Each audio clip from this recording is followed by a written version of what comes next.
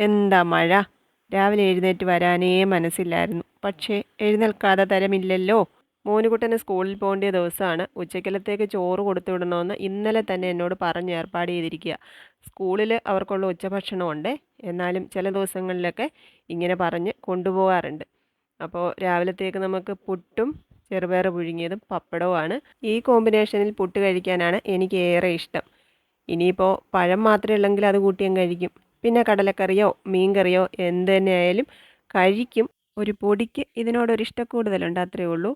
അപ്പോൾ പയർ പുഴുങ്ങിയതും പുട്ടും ഒക്കെ റെഡിയായിക്കൊണ്ടിരിക്കുവാണ്. മോനുകുട്ടൻ രാവിലെ എഴുന്നേറ്റ് ബ്രഷ് ചെയ്തിട്ട് പുതച്ചു മൂടി ടി വിയുടെ മുന്നിലിരിക്കുവാണേ. സ്കൂളിൽ പോകാൻ മടിയൊന്നുമില്ല, പക്ഷേ ആ പുതപ്പിനിടയിൽ നിന്നൊന്ന് ഇറങ്ങി വരാൻ ഇമ്മണി മടിയുണ്ട്. മോനുകുട്ടന് ഉച്ചക്കലത്തേക്ക് കഴിക്കാൻ കൊണ്ടുപോകാൻ വേണ്ടിയിട്ട് മീൻ വറുത്തതും മോരുകറിയും ഇഞ്ചിക്കറിയും ഈ പയർ പുഴുങ്ങിയതും അത്രയാണ് കൂട്ടാൻ.